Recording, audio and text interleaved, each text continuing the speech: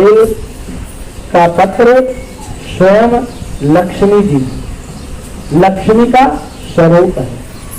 कैसे है जानते हैं? एक समय नारायण और लक्ष्मी दोनों बैठी हुई थी। नारायण शेषशैया पे लेटे हुए थे, माता लक्ष्मी पैर दबा रही थी और नारायण के हाथ में चक्र को देखकर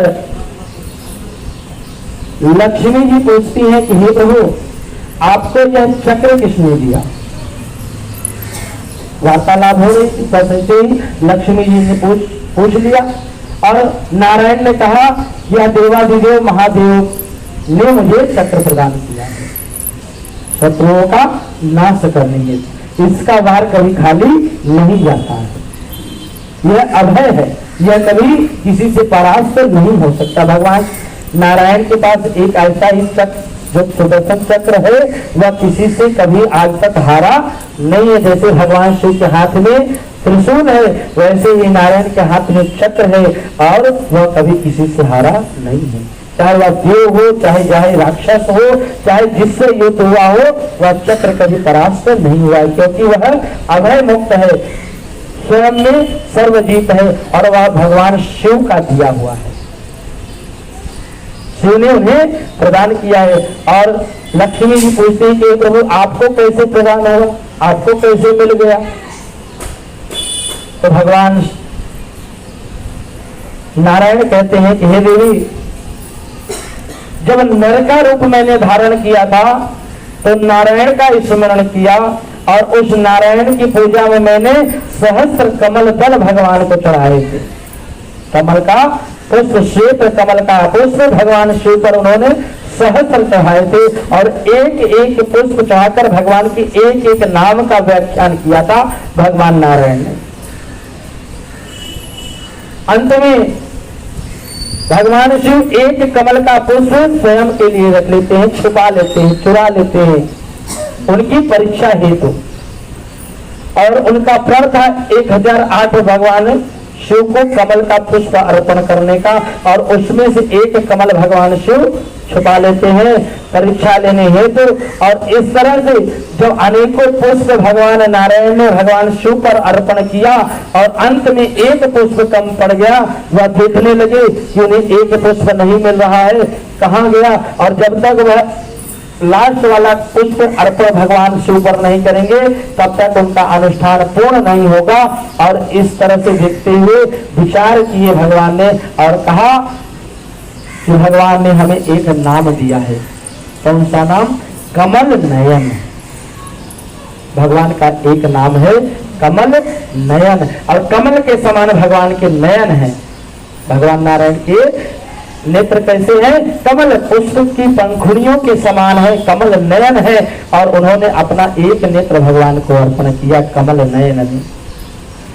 भगवान ने जब अपने नेत्र अर्पण किए भगवान शिव को, भगवान शिव वहां से प्रकट हो जाते हैं वह पुष्प लेकर और भगवान नारायण को दे देते हैं। भगवान नारायण बारंबार भगवान का जय जयकार करते हैं और भगवान शिव प्रसन्न होकर उन्हें अभय दान देते हैं। कौन सा दान? वही चक्र दान देते हैं जो सुदर्शन चक्र के रूप में भगवान नारायण के हाथ में सदैव सदैव के लिए है।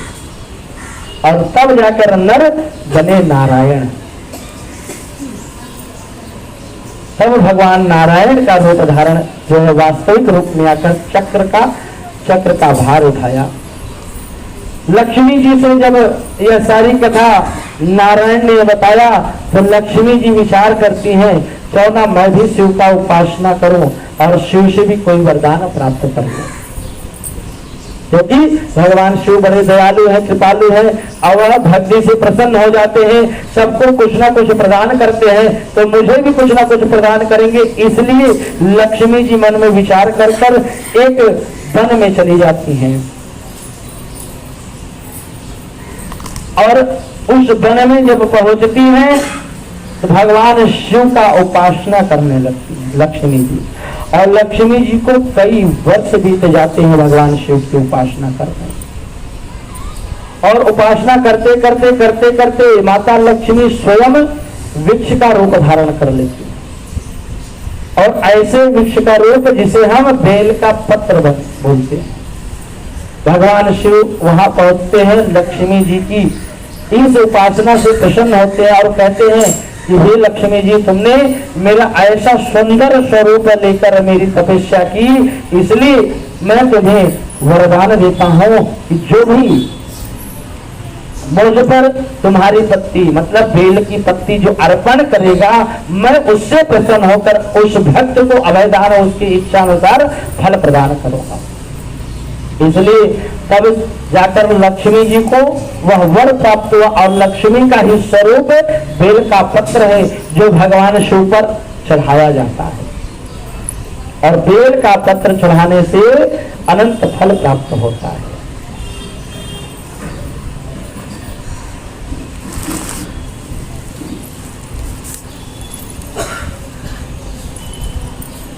कहते हैं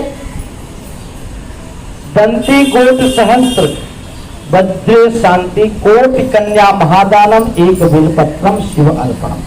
जो भगवान शिव को एक बेलपत्र अर्पण करता है, वह कोटि कन्या का अगर दान देने वाला व्यक्ति है, कन्या दान देने वाला है, तो उस एक बेलपत्र से उस कोटि कन्या के दान का जितना फल प्राप्त होता है, उतना एक बेलपत्र भगवान शिव को अर्पण करने का फल प्राप्त होता है।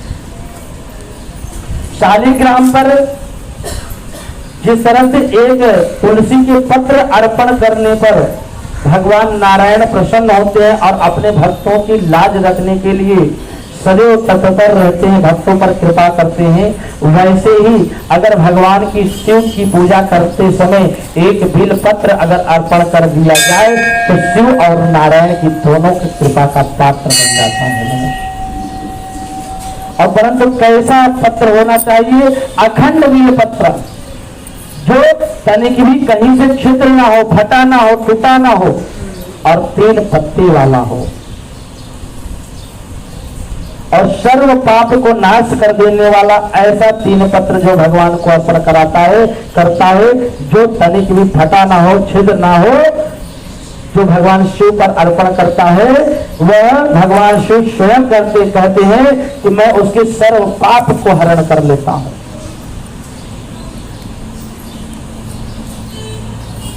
शिवला त्रिगुणकारम त्रिनेत्रम त्रिभायुगम। भगवान के कितने नेत्र हैं? 3 नेत्र हैं। और उस बेलपत्र में कितनी पत्तियां हैं? 3 पत्तियां हैं। और वह 3 गुण से संपन्न है, रजो गुण, तमसो गुण और रजत तामस सद्गुण, तीनों गुण से वह व्याप्त होता है पत्ती। जो एक बेलपत्र को चढ़ाता है, और यहां तक भगवान शिव ने कह दिया कि काशी के क्षेत्र में जाकर काशी की परिक्रमा करने में जितना फल प्रदान होता है, मैं अपने भक्तों को एक बेलपत्र चढ़ाने पर उतना कृपा कर देता हूं। काशी में जाकर भगवान की परिक्रमा करने में जितना फल प्रदान होता है, उतना ही कृपा भगवान अपने भक्तों पर मात्र एक बेलपत्र चढ़ाने पर कर देते हैं कि तुम्हें पैर में तकलीफ ना हो और तुम काशी की परिक्रमा कर पाओ ना कर पाओ। इसलिए बेलपत्र चढ़ाकर काशी के पुण्य की प्राप्ति आप लोग कर सकते हैं। इतना महत्व है बेल के पत्र को चढ़ाने। और बेलपत्र कितने दिन तक चढ़ाया जा सकता है? बेल का पत्र कितने दिन तक चढ़ा सकते हैं जानते हैं? बेल का पत्र जब तक अखंड ना हो जाए, 3 पत्ते से टूटकर नीचे ना गिर जाए, तब तक आप चढ़ा सकते हैं। और याद रखना कि बेलपत्र 4 से 5वें दिन में सूख जाता है और 6वें दिन में एक ना एक पत्ती गिर जाती है। सब मिलाकर 6 दिन के अंदर बेलपत्र को चढ़ा देना चाहिए। 6 दिन तक बेलपत्र चढ़ता है, ताजा तोड़ कर ले आइए, घर में रख कर देख लीजिए। पहले 4 दिन में वह सूखेगा, 4 दिन तक बेलपत्र कभी सूखता नहीं है। 4थे दिन सूखेगा, 5वें दिन 6वें दिन में वह एक पत्ता निकल कर गिर जाएगा। 6 दिन तक आप बेलपत्र चढ़ा सकते हैं। और 6 दिन तक तब चढ़ा सकते हैं जब तीनों पत्ती उसमें हो, तब बेलपत्र का इतना महत्व है।